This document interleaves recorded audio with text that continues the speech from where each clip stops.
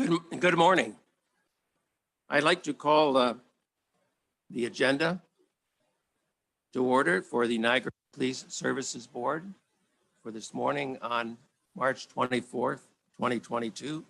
My name is Dave Eek and I'm the Vice Chair for the Niagara Police Services Board, and I will be chairing the meeting this morning.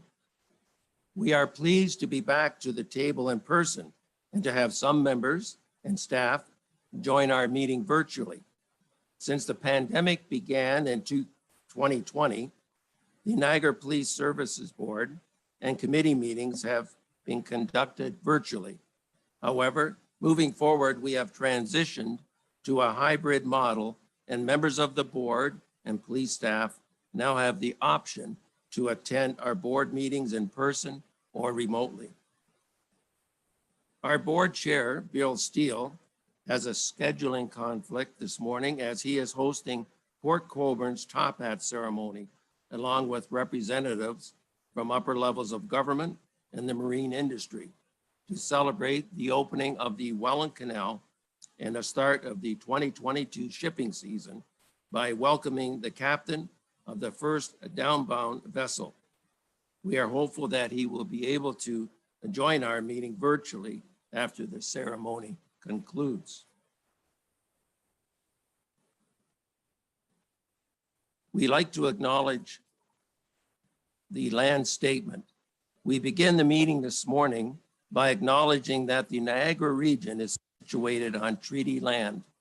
This land is steeped in the rich history of First Nations, such as the Hadawandronk, the Haudenosaunee, and the Anishinaabe, and the Mississaugas of the Credit First Nations. There are many First Nations, Métis, and Inuit people from across Turtle Island that live and work in Niagara today. The regional municipality of the Niagara Police Services Board stands with all Indigenous people, past and present, in promoting the wise stewardship of the lands on which we live.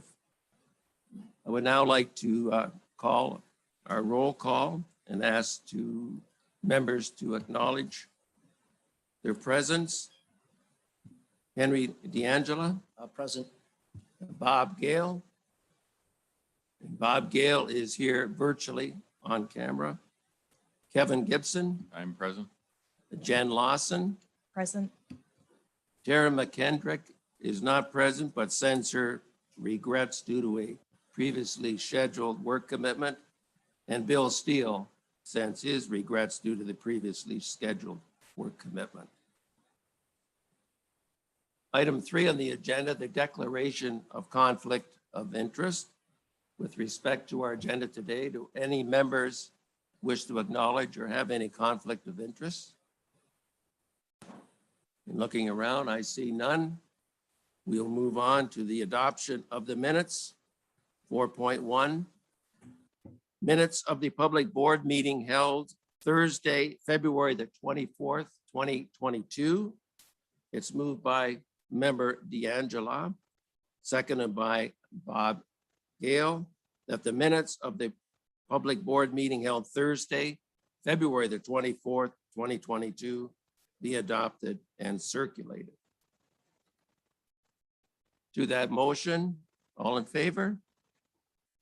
And see not opposed, thank you. Reports from the board chair. On behalf of the board, I would like to welcome Ron LeClaire to the meeting. Ron is with the Inspectorate of Policing at the Ministry of the Solicitor General, and he serves as a policing services advisor to police boards in Ontario. He is at our meeting today as part of routine visits by policing services advisors to police boards across the province. We are pleased that Ron is attending our meeting, and we look forward to his continued participation at future board meetings. And I would just ask Ron if he would just stand just to acknowledge his presence. And thank you very much, Ron.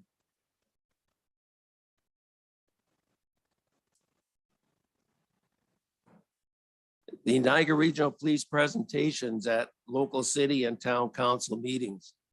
At its meeting held on December the 16th, the Niagara Police Services Board passed a motion requesting that the service attend a council meeting for each of Niagara's local municipalities to address any local police related questions or concerns specific to each municipal council.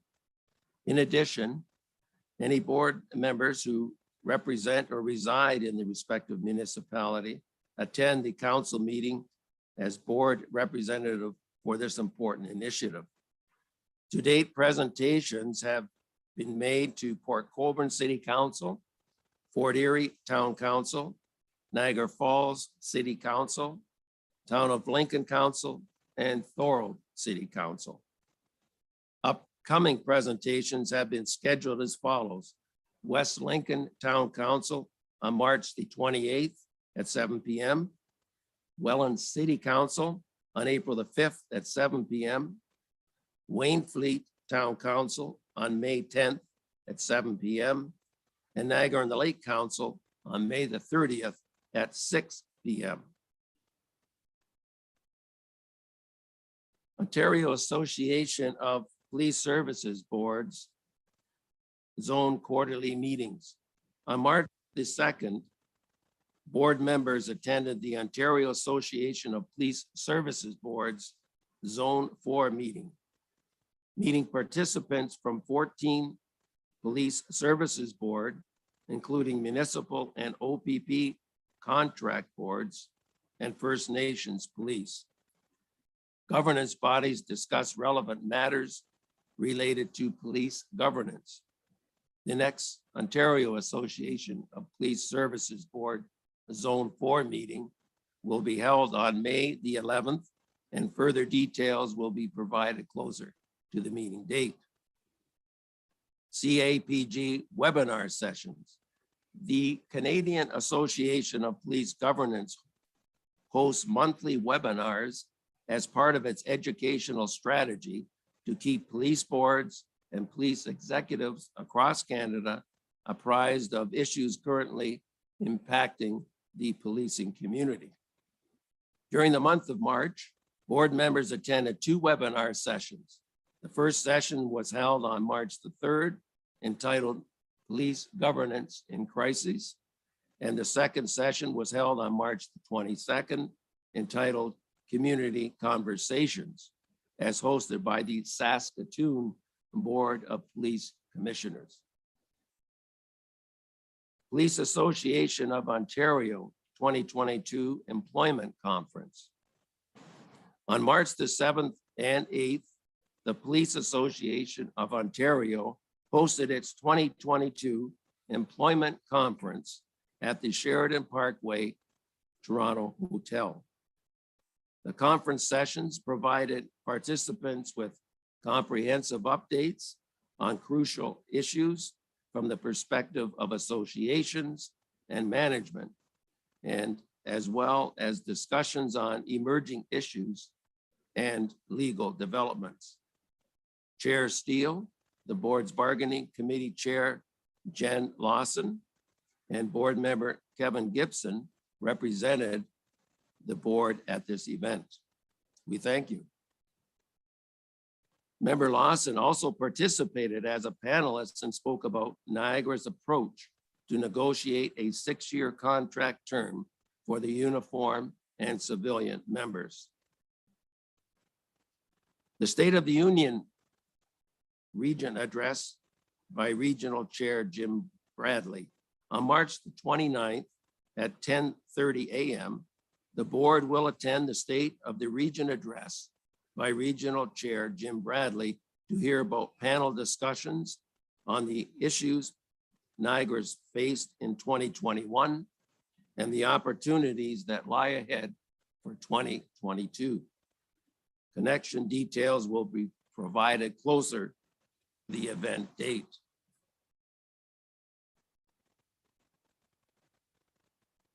Public sector network session regarding defense, security, and justice national insights. On March the 29th, the Public Sector Network is hosting a webinar session entitled Defense, Security, and Justice National Insights, the Spring Edition. The session is open to all public sector employees and law enforcement members and is scheduled from 12 p.m. till 2 p.m. Members interested in attending are required to self-register, and further details have been emailed to board members. Upcoming Police Services Board meetings. There are no committee meetings scheduled for next month. The next board meeting will be held on Thursday, April the 21st at 9 a.m. and it will be in the community room here at the Niagara Regional Police Headquarters.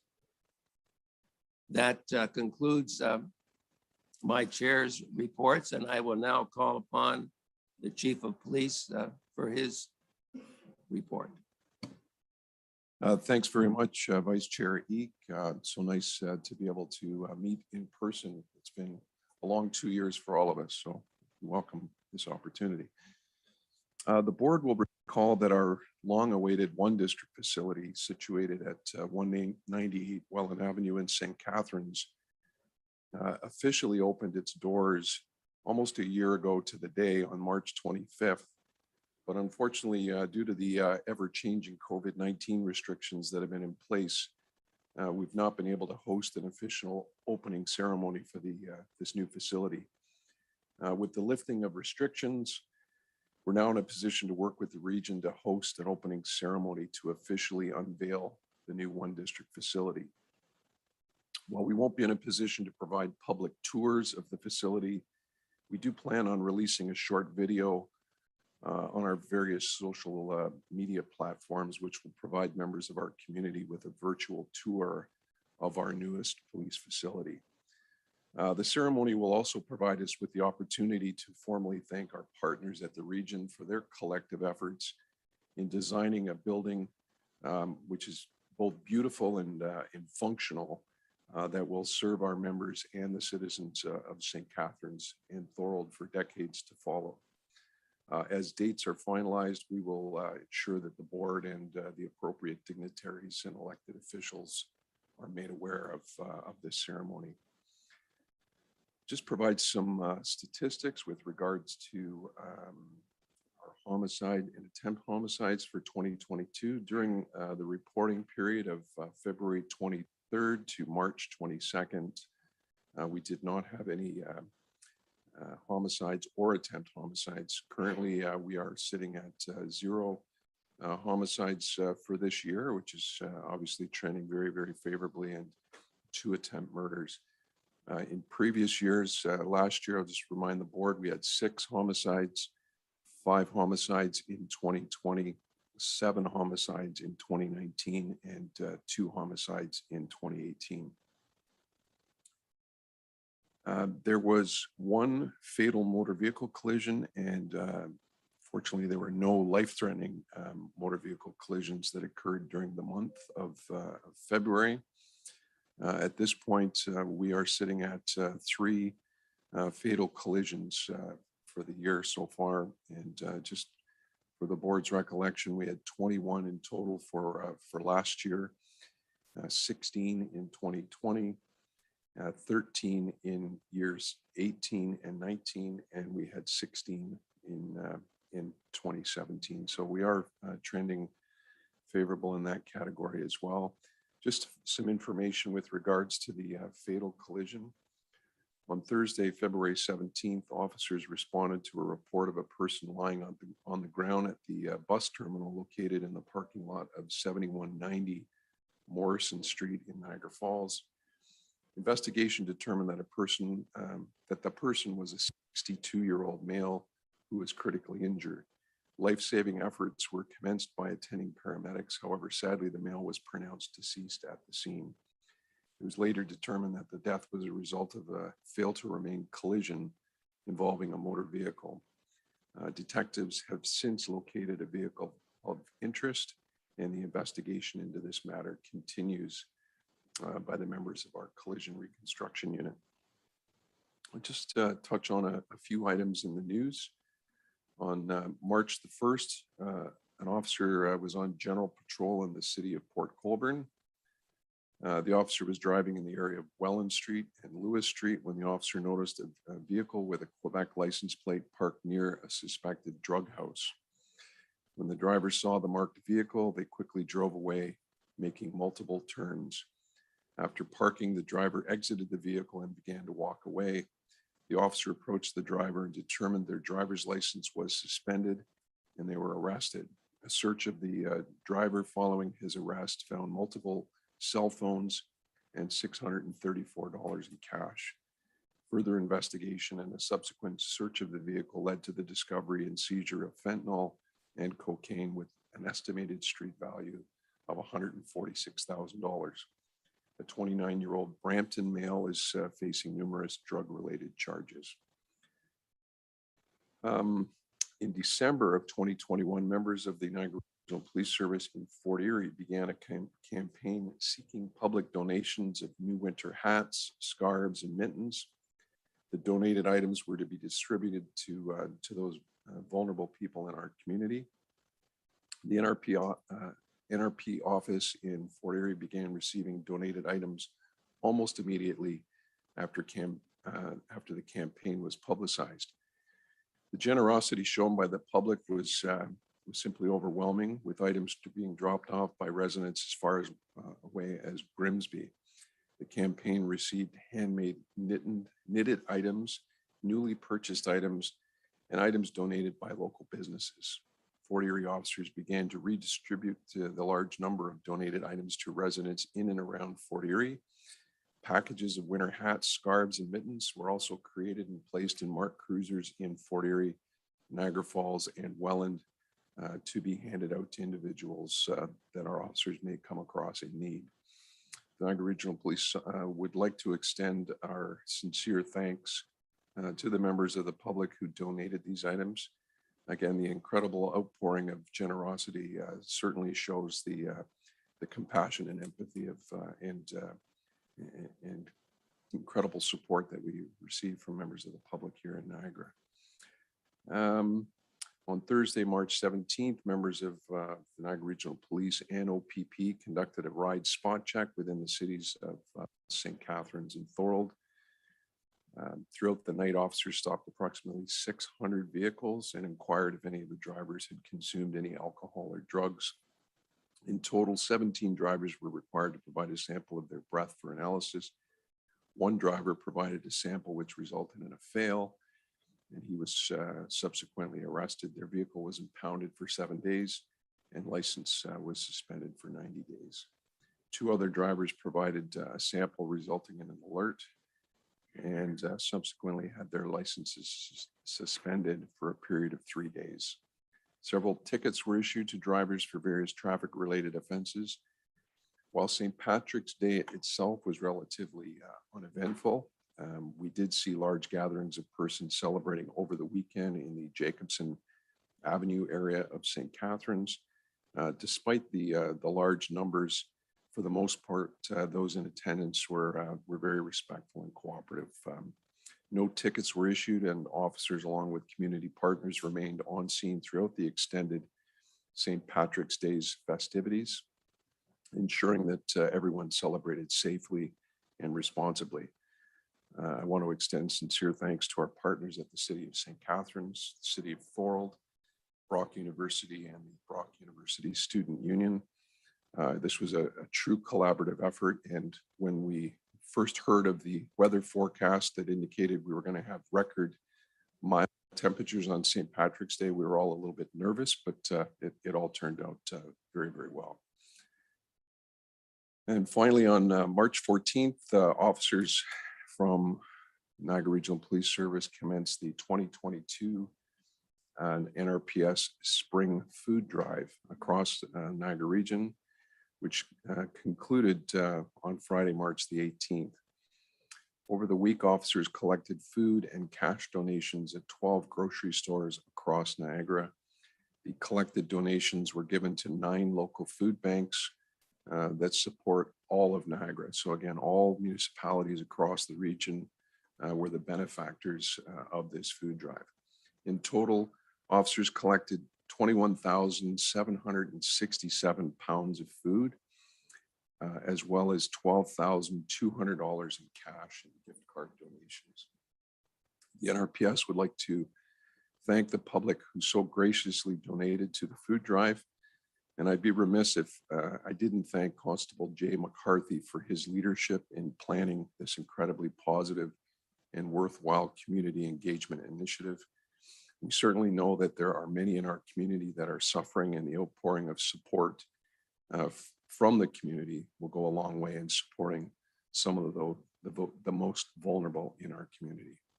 And with that, Mr. Vice Chair, I will turn it back to you. Thank you. Thank you very much, Chief McCulloch. Many interesting reports, and I ask the board members if there's any questions or comments associated with the chief's report. No, I see none. Thank you very much, Chief. And I'll just say it's commendable for the police services to do the gathering of food and clothing that was distributed throughout all of the Niagara region. And that's a great service that is being provided by the police. Thank you very much. The next item on the agenda is presentations, and there are no presentations this morning. Next, we go to the consent agenda. And I would like to move the items 8.1 through 8.14 reports in block. But before we do that, I would call on our board members to make any questions or comments associated with these reports. I see Member Gibson. Thank you, Chair, and through you. So I draw our attention to annual report for sudden death and found human remains 8.13. The report is fine, but it draws to my mind, I wonder what our status is, and it's probably an unfair question to ask for numbers and that sort of thing, but do we have many outstanding missing persons? Do we have any found remains that we've been unable to identify? I just wonder where we are on that. Again, I apologize. It's not a fair question really, but at this time. Through you, Mr. Chair, if it will suffice the board, we can get that additional information to you. I don't have it right at the present time. I apologize Yeah, for no, that. no worries. It is draws a curiosity to my mind, because whether there's very many missing people that we have no idea where they are, or if we have found remains that we cannot identify, is just an interest. That's all. Thank you, Chair. Thank you, Member Gibson. Does anyone else have any questions or comments regarding the consent agenda? Yes, Member D'Angelo. Thank you, Vice Chair. Just a question in regards of 8.3, the quarterly report regarding overtime. On page 2, there's a chart there, table 1, and it indicates the last 5 quarters from 2017 to 2021. Overtime has increased in this last quarter over the previous quarter by about 1,300 hours. And what I'm looking at is it's regarding meeting minimums. The question I have is, I know we started this process and supported you, Chief, the hiring of, I think it was additional 40 officers. Has that been fully implemented at this point in time? And will we be seeing a bit of a reduction in the overtime as we move forward? Has that been totally in there? Because that was one of the selling features of the additional officers, is to help mitigate some of the overtime costs. If you can just maybe provide a bit of an explanation on that. Thank you, through you, Chair. Thank you. Thanks for the question, through you, Chair. With regards to the overtime experienced in the last quarter of 2021, it was kind of a perfect storm, if you will, in terms of the number of people who were off on either occupational illness or non-occupational illness, injuries, annual leave entitlement, and then factor in the impact of COVID as well. So that certainly led to a larger reliance on overtime than we've seen in the past. With respect to the question regarding the 40 officers, In fact, during that last quarter is when the last of those 40 officers were undertaking their final training with coach officers. So those 40 officers now have been hired and have augmented our frontline officers, our officer strength, sorry. And we will hopefully start to see the benefits of those additional officers and less reliance on overtime in order to meet our minimum strengths. I will mention as well, though, that with the collective agreement that was recently entered into, there was some increases in minimum strength, which again may impact some of the savings that could have been anticipated originally. But we are remaining optimistic that that those numbers will have an impact on reducing overtime as we move forward. Thank you. And I understand virtually Member Gale has a question. Thank you, Chair. And first, I want to apologize for not being there. I thank Deb for allowing me to do this because I would have to steal my wife's car because I had my car's broken down and getting serviced right now. So, and also, Vice Chair Eek, I'd like to commend you on our discussion yesterday. I sent an email to the chief with some of the points I'm bringing up now so that it wasn't like a gotcha moment and trying to get information. As you had mentioned, we're trying to keep staff working rather than have them in the audience if we can. And so I sent some questions to him. So I'll start off with item 8.1, the Short Hills report, please, and through you to the chief.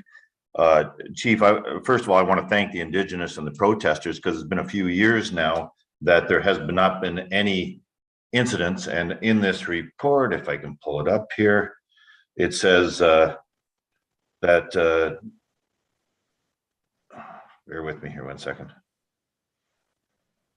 There were no incidents of concern other than keeping protesters and harvesters separated while harvesters entered and exited the park. And we know there's no firearms there, it's crossbows, and that they're involved in this. So my question to you, Chief, is it time to consider next year, and obviously it's your decision and the commissioner of the OPP's decision or his commanders. Well, I guess my first question, Chief, is do you have any idea of the OPP costs on this endeavor? Because our costs were $38,000, if I'm reading right. Total cost was $38,000 on this endeavor. Through you, Chair, I don't have specifics with regards to OPP costs, but I will just clarify that the OPP really has a very minimal footprint with regards to their attendance at the annual deer harvest. They're responsible, again, because the provincial park lies within the regional boundaries, it falls to their jurisdiction for anything that happens inside the park. That said, the majority of what takes place at the deer harvest, where the protests are occurring outside of the park, which falls to us. So the lion's share of the responsibility, and I'm assuming the lion's share of the costs as well, fall to the Niagara Regional Police Service. So thank you for that. Thank you for that, Chief. I always thought that the OPP would have more officers there, but if there's no incidents in the park, I understand that. But the Ministry of Natural Resources probably have officers there as well. Is that correct? Through you, Mr. Chair, yes, that's correct. They have a minimal footprint inside the park as well. Okay, Chief, it's always your discretion. And since I'm not going to be on this board next year, I just hope that you might look at this. And I see the overtime cost we've had involved in this, and maybe it's time to scale back because I thank these protesters, Indigenous, for, I won't say getting along, but no violence for the last few years on this. So I just would like you to consider that next year, although we know that something could always happen. Through you, Chair, you know, I think we can certainly look for opportunities in the future to utilize on-duty staff rather than the hiring of officers on overtime. I think we talked about that previously with Member D'Angelo's question. Again, of a bit of a perfect storm this year with COVID. I would really strongly recommend that we not look to downsize our presence at the annual deer harvest. we have worked incredibly hard at working with all of our partners on this and refining the ops plan with really a combined goal of maintaining and safeguarding the safety of all of the deer harvesters as well as the protesters, while absolutely ensuring that the treaty rights that are enshrined within the Charter of Rights and Freedoms are protected. The fact that we've had no issues, I think really truly is a testament to the excellent work that's been done and the collaboration that's gone on over the years with our Indigenous community, who I will add have commented very, very favorably with regards to our ops plan and ensuring that their treaty rights are adhered to. We know that that one incident could have a very detrimental impact, not to mention that it could garner media attention on a national, if not international level. So I would strongly caution against downsizing what we have put in place. And again, we've worked very, very diligently with all of the partners. And I think we have a very safe plan that's in place for everyone. Okay, Chief, it's always your discretion on this, and I know you have Indigenous officers there as well, and it's gotten along fine, but I wanted to put that out there. Vice Chair Eek, does anybody else have any questions on this one, or I'll move to my other ones? Any questions? I don't see any. Member Gale, please. Thank you. Then I'll move to 8.4, Vice Chair, the child abuse report. Through you to the Chief, as I sent you earlier, is there any comparisons of the charges from, say, 2019, 2021? I see nothing here. I just want to know if it's worse, better. It's never good to have any complaints. And then the other question I have is convictions. Can we get a report on that? I know there's a lot of charges, but I'd like to know more to the report. Through you, Chair. Within the report itself, there's a reference to in 2021 that there were 272 incidents of child abuse and neglect that were investigated by our child abuse unit. And that compares to 180 cases in 2020. Comparatively, I've gone back through our previous year's annual board reports. In 2019, there were 296 reported incidents of child abuse and or neglect, with 199 charges laid. And comparatively, in 2018, there were 303 reported incidents with a total of 184 charges that were laid. So the 272 number is down slightly from past years, actually increased over the 2020 figure. With respect to convictions, that's something that's much more difficult to track for us, given, I mean, there's a number of competing factors where charges can be withdrawn for a variety of reasons, and looking strictly at a conviction may not necessarily be a true indication or measure of the investigation itself.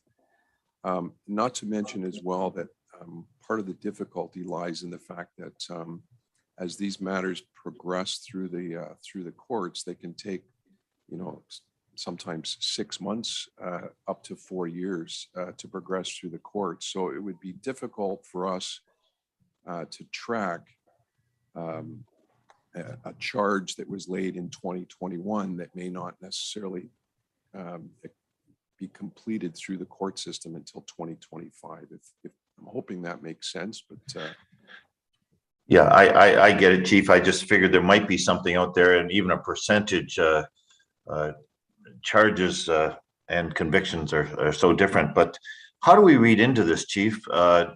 There were 300 or so cases back in, say, 2019, and then it went down to 200 some odd. We're less now.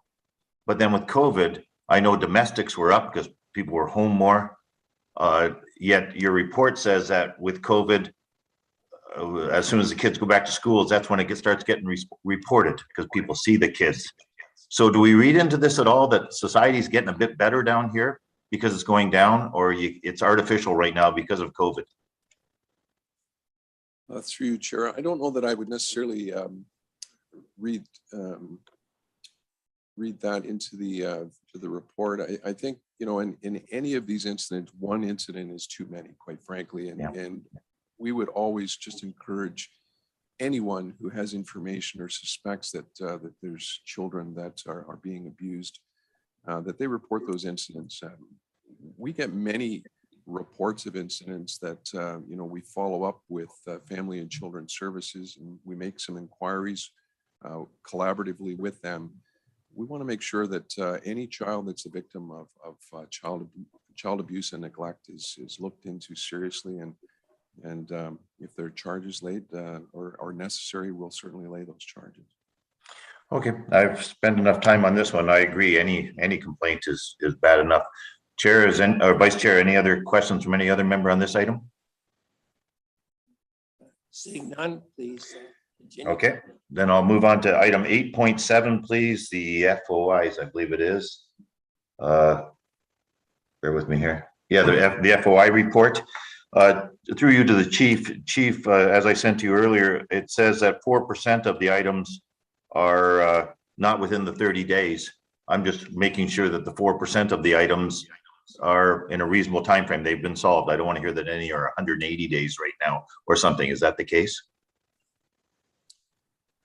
Through you, Chair. The 96% actually highlights that the Niagara Regional Police Service actually is a leader in the province with regards to that figure. So we're doing very, very well. With freedom of information requests, there are a number of factors and a number of complexities around the requests, which can, you know, be literally several volumes of material to a couple of pages of material. So they're all uniquely and different. I think I'll turn it over to Lori Switzer, who's our records manager, who's I see up on the screen now, and she can provide perhaps a little bit more information and clarity around that 4% that you've asked about. Good morning. The 4%. Sorry, can you hear me? Yeah, you get a lot of feedback with your. Yeah, same here, Chief.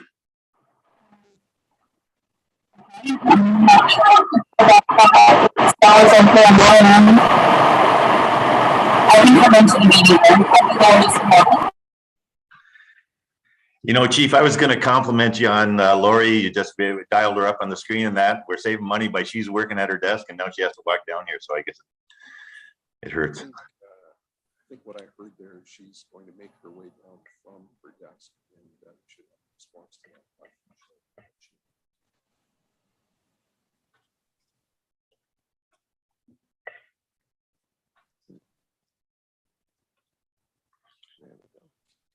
Mr. Chair, do you want to move to the other item until she comes, Vice Chair?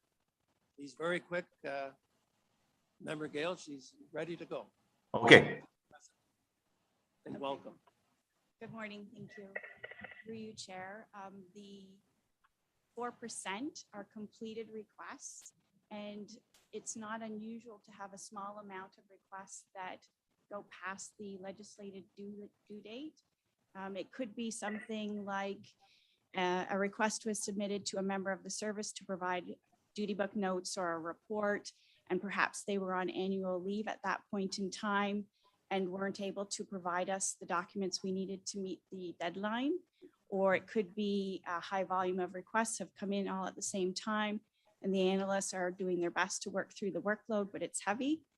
So the 4% are items that were completed, but outside the due date. We also, the 96% is an extended compliance rate. So your basic compliance rate means that you have responded within the original 30 days assigned to a request. There are two exceptions to that allowed through the legislation for notices that can be issued. The first one is a notice to a third party where we are seeking their consent to release their personal information to another individual. When we send out those notices, it extends the deadline date for the request to be completed. It allows the third party 20 days to get back to us with a response of yes or no. If they don't respond, they're deemed not to have given consent. And then the service is given an additional 10 days to complete the request and issue their decision letter. The other type of a notice is for an extension of time, because perhaps there's a very large volume of records involved, or we need to consult with someone outside of the service. Typically, the legislation doesn't set out what the extension timeframe must be, but typically the IPC allows you to do a notice of extension for 30, 60, or 90 days. If we issue the extension, then it pushes out the deadline date. So as long as we are responding to the requests within the original 30 days or one of those timeframes under the notices, then our compliance rate is what it is. And for us, 96% is very good for the services across Ontario. So thank you for that. I'm getting feedback now. Are you getting feedback, Vice Chair, or no? Oh, all's well. Carry on. Okay, okay. So Lori, thank you for that, through you and through the chief to Lori. It's nice to put a face to a job well done. I know that's exemplary because I know 6 or 7 years ago that we were trying to get into the 30 days and it was a battle, but that's a good job in this. And I wanted to have this brought up, and Chief, you said we're leading the other services. So I'm good with those answers. Thank you. Vice Chair, I'll move on unless somebody else has a question on this one. Carry on. Thank you.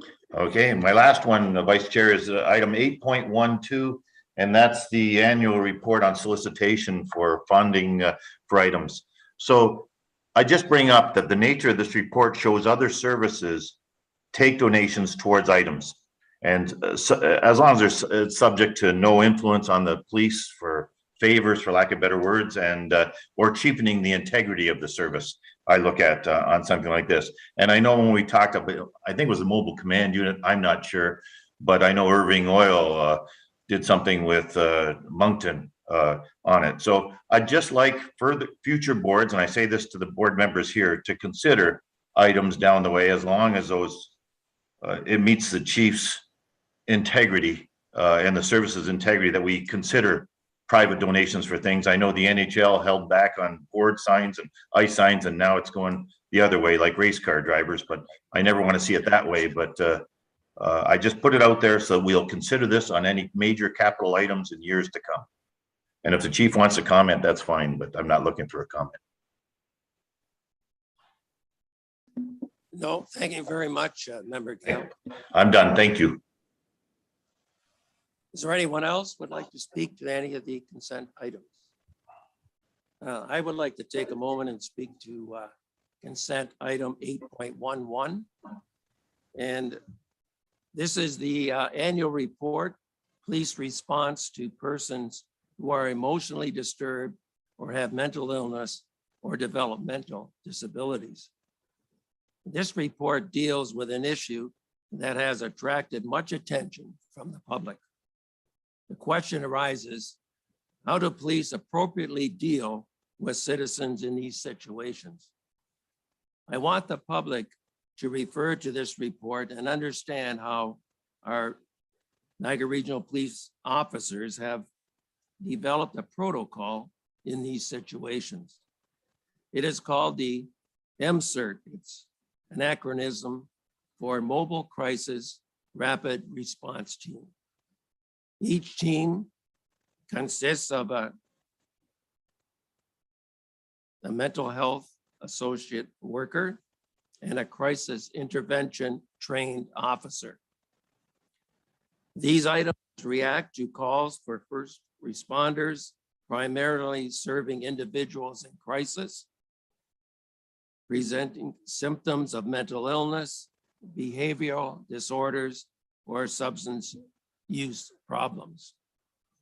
This program was first introduced in July of 2015 and has been successful in treating these cases and diverting individuals from hospitals. In 2020, MCERT calls for service were 750. In 2021, MCERT calls for service were 1,431. That's almost a 100% increase of service, and they were able to divert 71% of their calls from hospital situations. Last week, the Ontario government announced a $4 million program for MCERT programs in Ontario. And I believe Niagara will receive $144,000 to expand our existing program. So my intention here is to highlight just one program of many that reflects the continuous improvement by our Niagara Regional Police to improve public safety. So thank you very much. Mr. Chair, if I could just add some further comments. I would just be remiss if I didn't mention the partnership that we enjoy with the Canadian Mental Health Association. Obviously, Tara McKendrick, who's the executive director there and one of our board members, unfortunately is not here today, but without the partnership that we enjoy with the CMHA, we would not be able to provide that the level of service that we do to our community, as well as you mentioned the recent grant, but the service has received additional funding beyond just that recent grant with regards to our MCERT program, which again goes a long way to facilitate that service to our community. I'd also like to highlight that as part of the community safety and well-being plan that was developed with the region, Deputy Chief Flynn, along with Deputy Chief Rick Farron from Niagara EMS are co-chairing a committee looking at ways that we can better serve the community, given the exponential increase in persons in crisis calls that we're receiving. Both agencies are responding to these types of calls, and how can we better serve our community? So again, hats off to the CMHA and the provincial government for their funding that we receive. But the work, as you mentioned, about the efficiencies that we've achieved to this point, I want to assure the board that those efforts are still ongoing to try and provide the best possible service that we can to our community. Thank you very much, Chief. And certainly your comments around the working relationship with the Mental Health Association is great in terms of situations that you incur. So I don't know if there's any other members that would like to comment on this. I thank you very much. One thing, I had a member when they of the public who knew I was a member of the Niagara Police Services Board. The first thing they said to me, you know, I am so pleased that you refer to the police as the Niagara Regional Police Services, and heavy on the word services, because he expected to hear the word police force. He said it's so nice to have that word removed and look at services being provided to the community in a more respectful manner, and the in-depth results that incur for a much safer community that we can live in. So thank you. I do have, with respect to the consent items, I have a mover, Member Gibson, second by Member Lawson, that this information be received. To that motion, all in favor? That carries. Thank you. And now we move to item 9, new business. 9.1, Taser 7 conducted energy weapons, or CEWs, and a purchase agreement. Service report dated March the 15th, 2022, requesting the board approve the purchase of CEWs from Axon and MD Charlton to allow the service to migrate from TASER X26P CEW to the Ministry of the Solicitor General's approved TASER 7 CEW at a combined cost exclusive of HST rebate of $1,206,689 and capital of $469,886 operational costs, which will be funded from both the capital and operating budgets over the years 2022 to 2026. So it is moved by Member Lawson, seconded by Member D'Angela, that the board approve the following purchases and authorize the chief of police to execute the required documentation on behalf of the board, subject to the approval of the board solicitor as to content.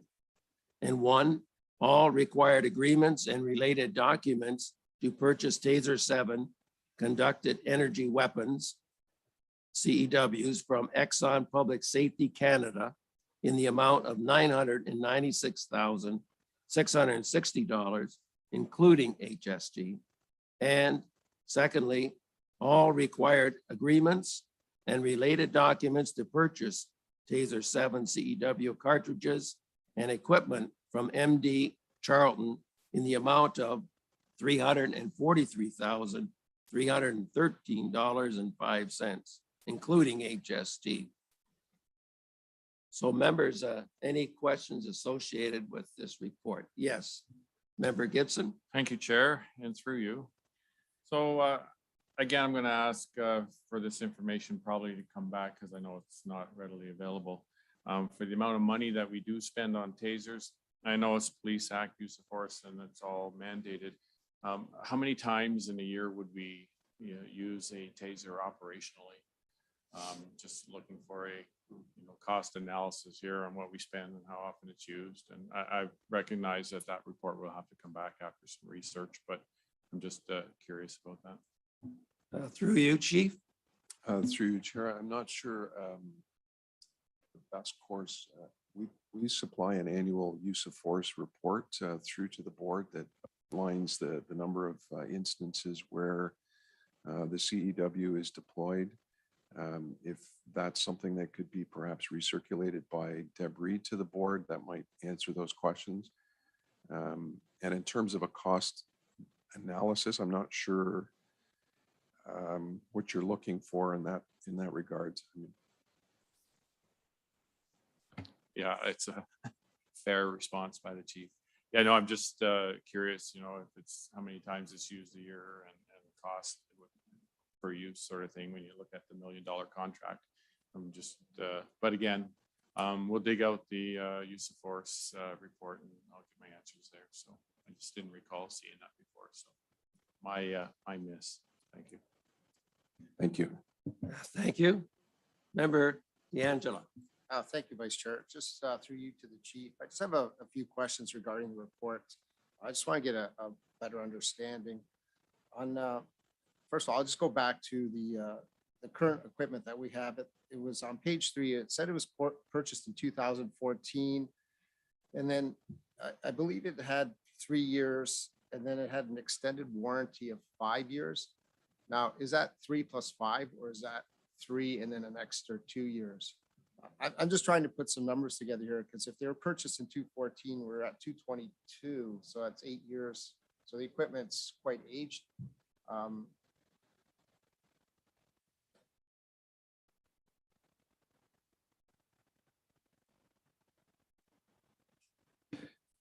My understanding is that it's 5 years from the time of purchase, and it's on the extended battery pack that comes with the unit. Okay, so that was the original equipment that we're using. So I was looking at the purchase invoice and then some further information. So the current equipment that you're purchasing has a 4-year warranty from what I'm reading in this. Is that correct? That's my understanding as well, yes. Okay. Is there any opportunity to buy extended warranty beyond that? Because does that mean in 4 years we would have to replace all the equipment again because it would be no longer under the warranty, which is you're having some issues with the current equipment that it's not under warranty? Just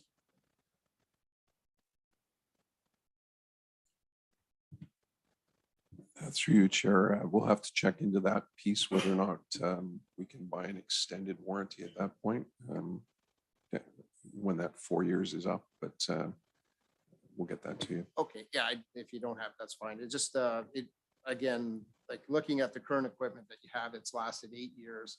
So we're spending quite a bit of money, and hopefully it's not just for a 4-year period and we're going through that process again. If it could be extended and utilize that equipment, hopefully it doesn't have issues where it malfunctions at that point in time that has to be replaced. So it's, yeah, if you can look into an extended warranty beyond what's being purchased, I think that would be good. The other question I had is what happens to the current equipment that you have now? Is it, I didn't notice anything in the report. Is it traded in or is it sold or is it just disposed of? If you can maybe elaborate on that, what the intention is with the current equipment? Through you, Chair, in accordance with the Police Services Act, it's disposed of. We're not in the market of trying to find an alternative buyer for the equipment. It really is at end of life in any event, but our plans are to dispose of it.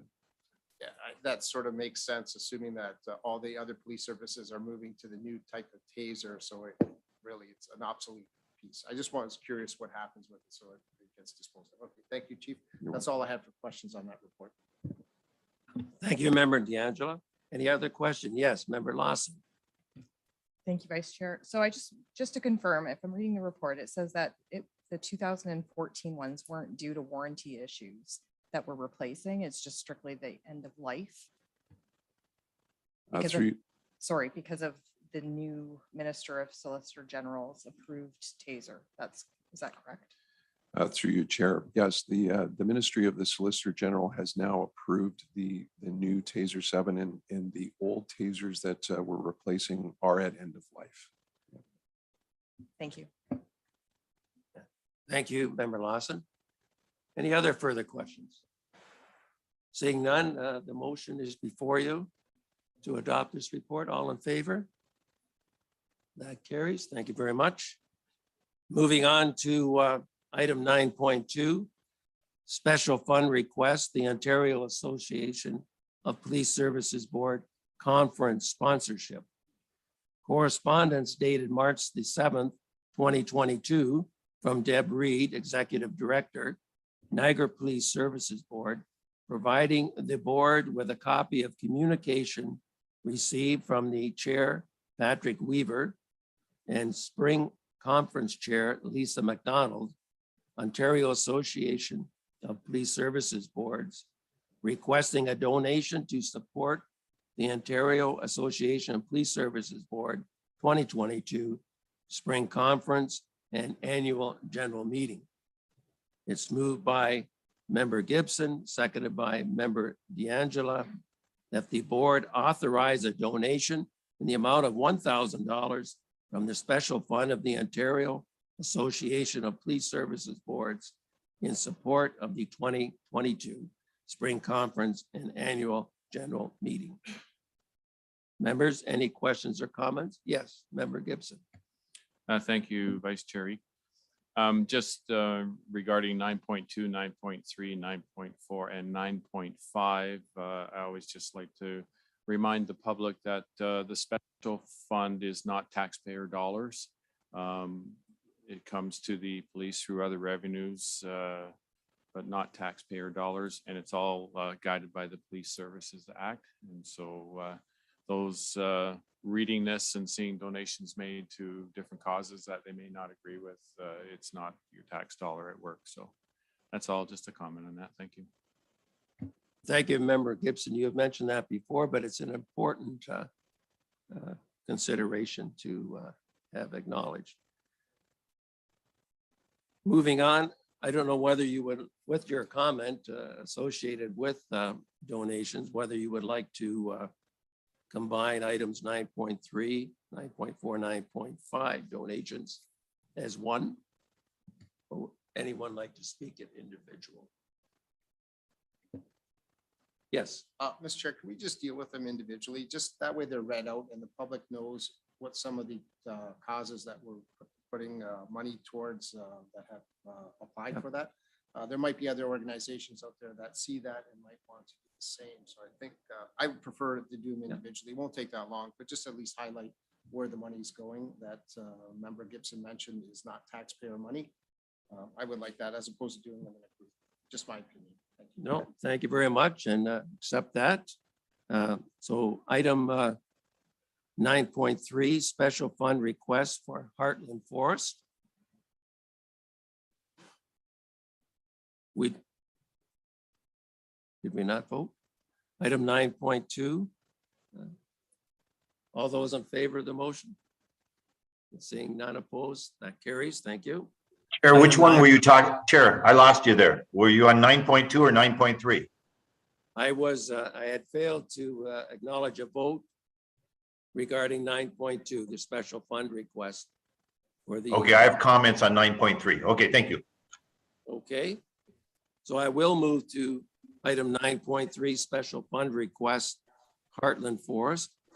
Correspondence dated March the 3rd, 2022 from Deb Reed, Executive Director for the Niagara Police Services Board, providing the board with a copy of a letter received from Elizabeth Graham, Executive Director, Heartland Forest Nature Experience, requesting sponsorship for their reopening event.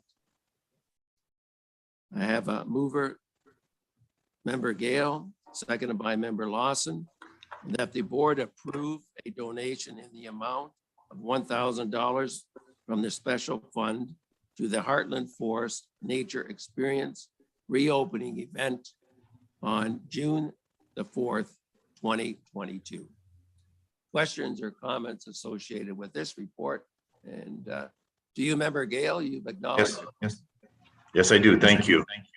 And thank you, Mr. Chair. I just want to compliment the chief and the service. As we know, Heartland Forest is a jewel in the Niagara region and Niagara Falls. And I was talking to them a couple weeks back, and I was even talking to somebody. I mentioned my wife's car being in the dealership, and he was there and he had volunteered out there. The police service members volunteer so much out there, and this is such a good thing for everyone involved, be it, I don't know if you can say handicapped kids, but I can say that because my grandson's handicapped, but people from all walks, all ages, seniors and that. So if anyone on this board or anybody watching this has not been to Heartland Forest, they should go out there. And I support this so much on it because it's always good at Heartland Forest. So again, I hope that if anybody's on this board, they go out there and see this in action, because there usually seems to be members of the service out there helping out on this. Thank you, Chair. Thank you, Member Gale, for your positive comments. Anyone else wish to speak to this report? Seeing none, the motion.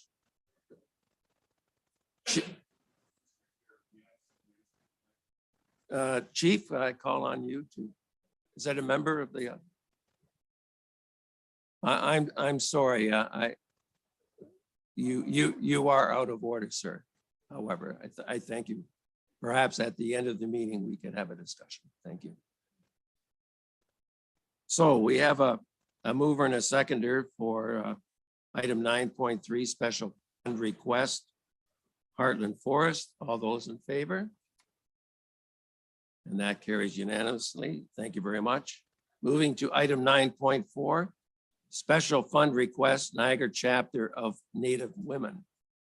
Service report dated March the 2nd, 2022, requesting the board approve sponsorship to the Niagara chapter of the Native Women in support of the Blockers and Attackers fundraising event held on April the 9th, 2022, for information sharing from 6 female presenters on the importance of maintaining an Indigenous identity for healthy self-esteem and long-term success in all aspects of life, including journeys through sports. I have the motion moved by Member Lawson, seconded by Member Gibson, that the board authorize a donation at the moccasin sponsorship level in the amount of $500 from the special fund to the Niagara chapter of Native Women in support of Blockers and Attackers fundraising event. Questions or comments associated with this report? Seeing none, all in favor? And that too carries. Thank you. Moving to item 9.5, special fund request, Niagara Regional Police Men's Hockey Team. Service report dated February the 8th, 2022, requesting the board approve a donation to assist with the cost of registration for the Niagara Regional Police Services men's hockey team's participation in the 2022 Niagara Paramedic Association Hockey Tournament being held in Niagara Falls, Ontario on March the 23rd and 24th, 2022.